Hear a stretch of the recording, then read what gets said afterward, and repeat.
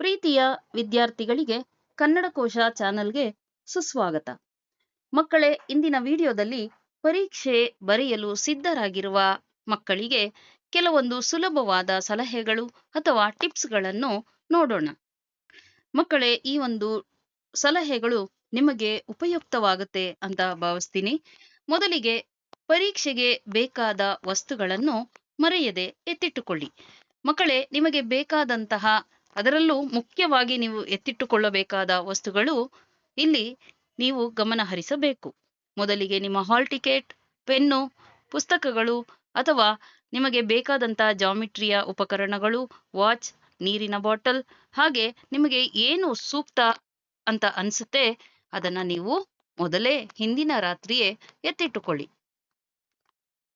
ಇನ್ನು ಎರಡನೆಯ ಟಿಪ್ಸ್, ಪರೀಕ್ಷೆಗೆ 30 ನಿಮಿಷ ಮುಂಚೆ ಹಾಜರಾಗಬೇಕು. ಮಕ್ಕಳೇ, ಗಡಿಬಿಡಿ ಮಾಡಿಕೊಳ್ಳದೆ ನೀವು 30 ನಿಮಿಷ ಮುಂಚಿತವಾಗಿ ಹೋದರೆ ನಿಮ್ಮ ಪರೀಕ್ಷೆಯ ಕೊಠಡಿ, ನೀವು ಕೂರುವ ಜಾಗವನ್ನ ಮೊದಲೇ ತಿಳಿದುಕೊಳ್ಳಬಹುದು.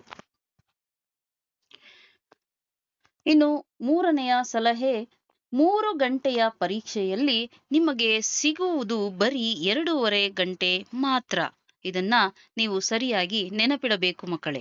ಏಕೆಂದರೆ ಇಲ್ಲಿ ಎಕ್ಸಾಮ್ ಹಾಲ್ನಲ್ಲಿ ನೀವು ಕೂತಾಗ ಆ ಕೊಠಡಿಯಲ್ಲಿ 20 ರಿಂದ 30 ಮಕ್ಕಳಿರುತ್ತಾರೆ. ಒಬ್ಬ ಟೀಚರ್ ಅಥವಾ ಇಬ್ಬರು ಟೀಚರ್ಸ್ ಇರ್ತಾರೆ. ಬೆಲ್ ಆದ ತಕ್ಷಣ ಮೊದಲಿನಿಂದ ಕೊನೆ ವಿದ್ಯಾರ್ಥಿ ಬರುವವರೆಗೆ ಆನ್ಸರ್ ಬುಕ್ಲೆಟ್ ಮತ್ತು ಕ್ವಶನ್ ಪೇಪರ್ ಅನ್ನ ಅವರು ಡಿಸ್ಟ್ರಿಬ್ಯೂಟ್ ಮಾಡೋದಕ್ಕೆ 2-3 ನಿಮಿಷ ಅಥವಾ 5 ನಿಮಿಷನೇ ತಗೊಳ್ಬಹುದು. ಹಾಗೆ ನೀವು ಅವರು ಕೊಟ್ಟಂತಹ ಆನ್ಸರ್ ಬುಕ್ಲೆಟ್ ಅನ್ನ ಫಿಲ್ ಮಾಡಬೇಕಾಗತ್ತೆ. ಅಲ್ಲಿ ಕೊಟ್ಟಿರುವ ಎಲ್ಲಾ ಕಾಲಮ್ಗಳನ್ನ ಫಿಲ್ ಮಾಡೋಕೆ ಸಮಯ ತಗೊಳುತ್ತೆ. ಹಾಗೆ ಅದರ ಜೊತೆಗೆ ಟೀಚರ್ ನಿಮ್ಮ ಆನ್ಸರ್ ಬುಕ್ಲೆಟ್ಗೆ ಸೈನ್ ಮಾಡಲು ಬರ್ತಾರೆ. ಹಾಗೆ ಮತ್ತೊಂದು ಶೀಟ್ ಅನ್ನ ತರ್ತಾರೆ. ಅದರಲ್ಲೂ ಕೂಡ ನಿಮ್ಮ ಆನ್ಸರ್ ಬುಕ್ಲೆಟ್ ನಂಬರ್ ಅನ್ನ ಬರೀಬೇಕು. ಹಾಗೆ ಅದರಲ್ಲಿ ಸಿಗ್ನೇಚರ್ ಅನ್ನು ಕೂಡ ನೀವು ಮಾಡಬೇಕಾಗತ್ತೆ.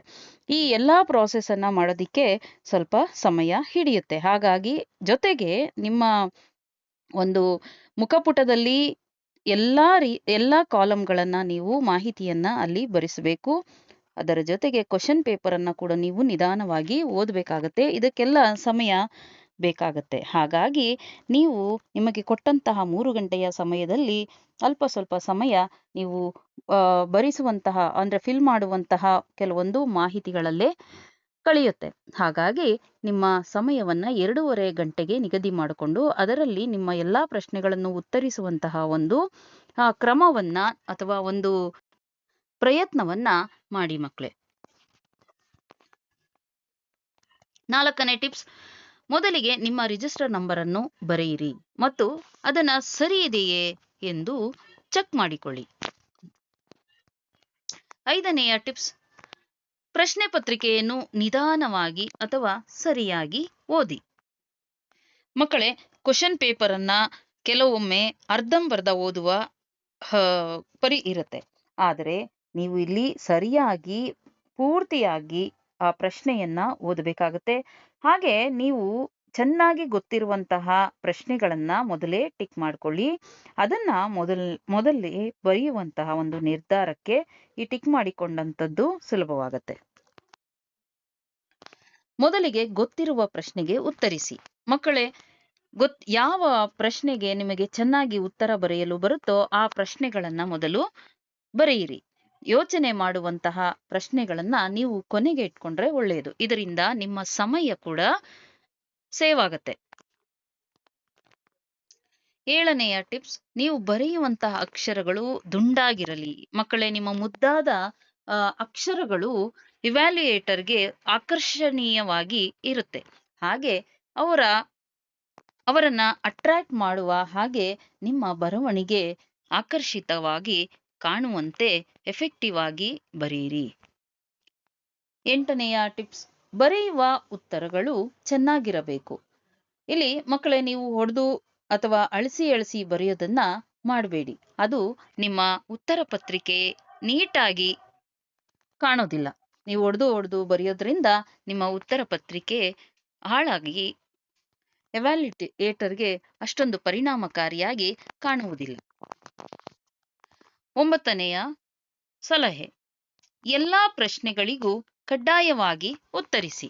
ಮಕ್ಕಳೇ, ಕೆಲವೊಮ್ಮೆ ನೀವು ಒಂದು ಪ್ರಶ್ನೆ ಸರಿಯಾಗಿ ಗೊತ್ತಿರಲ್ಲ, ಅರ್ಧಂಬರ್ಧ ಉತ್ತರ ಗೊತ್ತಿದ್ರೆ ನೀವು ಅಯ್ಯೋ ಈ ಪ್ರಶ್ನೆ ಬೇಡ ಅಂತ ಬಿಟ್ಟು ಬರುವ ಸಂಭವ ಹೆಚ್ಚು.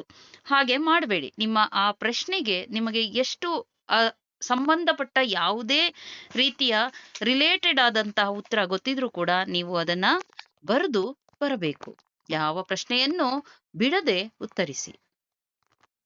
ಇನ್ನು 10ನೆಯ ಟಿಪ್ಸ್, ಅಡಿಷನಲ್ ಶೀಟ್ಸ್ ಅನ್ನ ಸರಿಯಾಗಿ ನೀವು ಟ್ಯಾಗ್ ಮಾಡಿ ಬರಬೇಕು. ಸರಿಯಾಗಿ ಗಮನಿಸಿ ಮಕ್ಕಳೇ, ನೀವು ಕೆಲವೊಮ್ಮೆ ಟ್ಯಾಗ್ ಮಾಡುವಾಗ ಮೊದಲನೆಯ 2ನೆಯ ಪೇಜ್ ನಂಬರ್ ಅನ್ನ ನೀವು ಉಲ್ಟಾ ಮಾಡುವ ಸಾಧ್ಯತೆ ಇರುತ್ತೆ. ಸೊ ಸರಿಯಾಗಿ ಆ ಉತ್ತರ ಪತ್ರಿಕೆಗಳನ್ನ ಜೋಡಿಸಿ ಮೇನ್ ಶೀಟ್ಗೆ, ಆನ್ಸರ್ ಶೀಟ್ಗೆ ನೀವು ಅಟ್ಯಾಚ್ ಮಾಡಿ ಅಥವಾ ಅಡಿಷನಲ್ ಶೀಟ್ ಅನ್ನ ಟ್ಯಾಗ್ ಮಾಡಿ ಬನ್ನಿ. 11ನೆಯ ಟಿಪ್ಸ್, ಬೆಲ್ ಆದ ನಂತರವೇ ನಿಮ್ಮ ಉತ್ತರ ಪತ್ರಿಕೆ ಕೊಡಿ. ಮಕ್ಕಳೇ, ಯಾವುದೇ ಕಾರಣಕ್ಕೂ ಬೆಲ್ ಆಗುವ ಮೊದಲೇ ನೀವು ಪರೀಕ್ಷೆಯ ಹಾಲ್ನಿಂದ ಹೊರಗೆ ಬರಬೇಡಿ. ಬೆಲ್ ಆದ ನಂತರವೇ ನಿಮ್ಮ ಉತ್ತರ ಪತ್ರಿಕೆಯನ್ನ ನಿಮ್ಮ ಇನ್ವಿಜಿಲೇಟರ್ ಕೈಗೆ ಕೊಟ್ಟು ಬನ್ನಿ. ಇನ್ನು ಕೊನೆಯ ಸಲಹೆ, ಮುಖ್ಯವಾದ ಸಲಹೆ, ಮಕ್ಕಳೇ, ನೀವು ಪರೀಕ್ಷೆ ಬರೆದು ಬಂದ ನಂತರ ಉತ್ತರಗಳು ಸರಿ ಇವೆಯೇ ಎಂದು ಚೆಕ್ ಮಾಡಬೇಡಿ ಅಥವಾ ನಿಮ್ಮ ಸ್ನೇಹಿತರೊಂದಿಗೆ ಅಂದೇ ಚರ್ಚಿಸಬೇಡಿ. ನಿಮ್ಮ ಮುಂದಿನ ವಿಷಯದ ಪರೀಕ್ಷೆಯ ಬಗ್ಗೆ ಯೋಚನೆ ಮಾಡಿ ಅದನ್ನ ಓದ್ಕೊಳ್ಳಿ. ಎಲ್ಲಾ ಪರೀಕ್ಷೆಗಳು ಅಂದ್ರೆ ಎಲ್ಲಾ ವಿಷಯಗಳ ಪರೀಕ್ಷೆಗಳು ಮುಗಿದ ನಂತರ ನಿಮ್ಮ ಪ್ರಶ್ನೆ ಪತ್ರಿಕೆಯನ್ನು ತೆಗೆದು ಎಷ್ಟು ಅಂಕಗಳು ಬರುತ್ತೆ, ಎಷ್ಟು ಸರಿಯಾಗಿ ಬರೆದಿದ್ದೀನಿ ಅನ್ನೋದನ್ನ ಎಲ್ಲಾ ಪರೀಕ್ಷೆಗಳು ಮುಗಿದ ನಂತರ ನೀವು ಚೆಕ್ ಮಾಡ್ಕೊಳ್ಳಿ. ಇವೆಲ್ಲ ನಿಮಗೆ ಸಹಾಯಕವಾಗಿದೆ ಅಂತ ತಿಳ್ಕೊಳ್ತೀನಿ. ವೀಕ್ಷಿಸಿದ ನನ್ನ ಎಲ್ಲ ಪ್ರೀತಿಯ ವಿದ್ಯಾರ್ಥಿಗಳಿಗೆ ಧನ್ಯವಾದಗಳು. ನಿಮಗೆ ಇಷ್ಟವಾಗಿದ್ರೆ ಸಬ್ಸ್ಕ್ರೈಬ್ ಮಾಡಿ, ಶೇರ್ ಮಾಡಿ, ನಿಮ್ಮ ಗೆಳೆಯರೊಂದಿಗೂ ಹಂಚಿಕೊಳ್ಳಿ ಅಂತ ಹೇಳ್ತಾ ನಿಮ್ಮ ಪರೀಕ್ಷೆಗೆ ಆಲ್ ದ ಬೆಸ್ಟ್.